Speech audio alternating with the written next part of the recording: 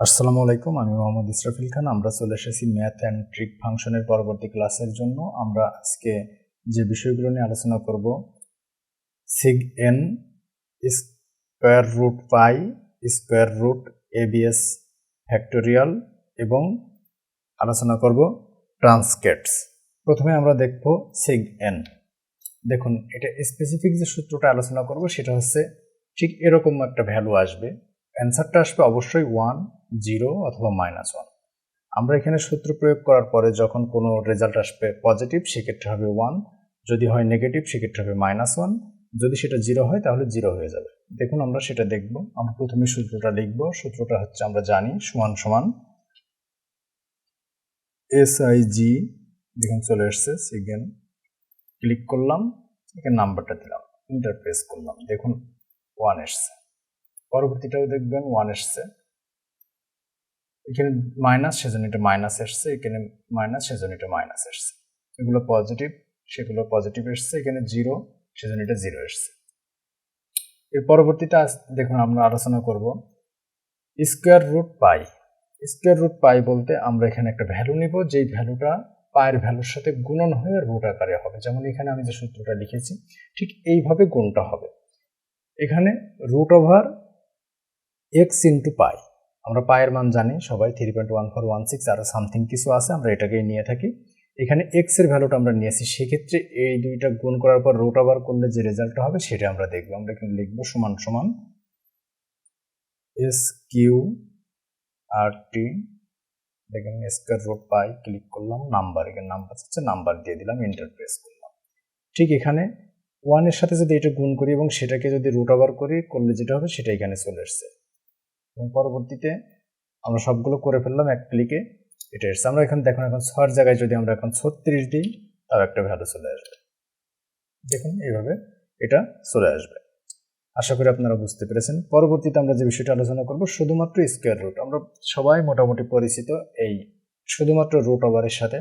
Root ওভারের x, দেখুন x এর রুট ওভার বলতে আমরা যদি এখানে জানি যে 4 এর রুট ওভার করলে আমরা 2 হয়, সেক্ষেত্রে আমরা এখানে সত্যতা যাচাই করতে পারবো এবং দেখতে পারবো। দেখুন আমরা লিখবো SQ, দেখুন স্কোয়ার রুট, জাস্ট নাম্বার দিলাম, এন্টার প্রেস করলাম। 1 এর রুট করলে 1ই হয়। এখানে দেখুন 4 এর রুট করলে 2 হয়, এটা আমরা জানি। 9 এর রুট করলে 3 হয়, আমরা জানি। দেখুন আমরা যদি এখানে দিই 16 রুট করলে হয় 4, সেটা আমরা বুঝতে পারবো। দেখুন 4, যদি 25 করি তার হবে 5, দেখুন এখানে 5। এটা হচ্ছে স্কোয়ার রুট ওভার। দেখুন আমরা এখন দেখব এবিএস ফাংশন। এবিএস ফাংশন বলতে আমরা যে কোনো একটা ভ্যালু বা অনেকগুলো ভ্যালু, যে ভ্যালুটাই নিই না কেন, সেই ভ্যালুর সাথে যখন কোনো সাইন থাকবে, সেটা প্লাস হোক আর মাইনাস হোক, তাহলে সেই মাইনাস সাইনগুলো চলে যাবে আর অটোমেটিকলি সবগুলোতে প্লাস থাকে। যেমন এখানে কিছু নাই, সেক্ষেত্রে এখানে প্লাস আছে, বাট এখানে দেখুন মাইনাস আছে। অতএব এবিএস ফাংশনে যদি আমরা অ্যাপ্লাই করি তাহলে যতগুলো মাইনাস সাইন আছে সেটা অটোমেটিকলি প্লাস সাইন হয়ে যাবে।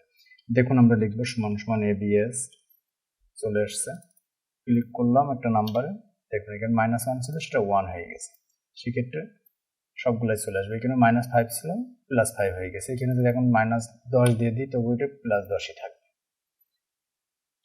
-10 দিয়ে দিই তবু এটা +10ই থাকবে। এর পরবর্তীতে দেখুন আমরা দেখব ফ্যাক্টোরিয়াল। আমরা মোটামুটি ম্যাথমেটিক্সের সবাই এই ফ্যাক্টোরিয়ালের সাথে পরিচিত। কিভাবে আমরা ফ্যাক্টোরিয়ালটা করি সেটা আমরা দেখব।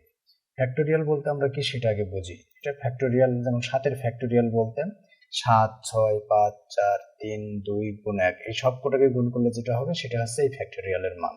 যদি এখানে ফ্যাক্টোরিয়াল 7 না হয়ে যদি 2 হতো তাহলে সেক্ষেত্রে কি করতাম আমরা 2 গুণ 1 করলে যেটা হতো সেটা করতাম। যদি ফ্যাক্টোরিয়াল এখানে আমরা 5 করতাম তাহলে কি করতাম, তাহলে এখানে আমরা করতাম 5 গুণন 4 গুণন 3 গুণন 2 গুণন 1, এটা করতাম। তা সেক্ষেত্রে আমরা দেখুন আমরা এই ফ্যাক্টোরিয়ালটা এখন আমরা এখানে অ্যাপ্লাই করব। তাহলে সমান সমান FACT, চলে আসছে ফ্যাক্টোরিয়াল। দেখুন আমরা একটা 1 দিয়ে দিলাম, 1 এর ফ্যাক্টোরিয়াল অবশ্যই 1 হবে। তারপরে দেখুন আমরা সবগুলোকে অটোমেটিকলি টেনে দিব, তাহলে আমরা বুঝতে পারবো। দেখুন 2 এর ফ্যাক্টোরিয়াল যদি হয় 2 × 1 তার মানে 2। 3 এর ফ্যাক্টোরিয়াল হলে কত হবে, 3 × 2 × 1, তার মানে 3 × 2 = 6, 6 থেকে 6, এটা হবে। তখন সবকটা ফ্যাক্টোরিয়াল এভাবে আমরা এক ক্লিকে করে ফেলতে পারি। এই পরবর্তীতে দেখুন যেটা আলোচনা করব সেটা হচ্ছে ট্রানকেটস।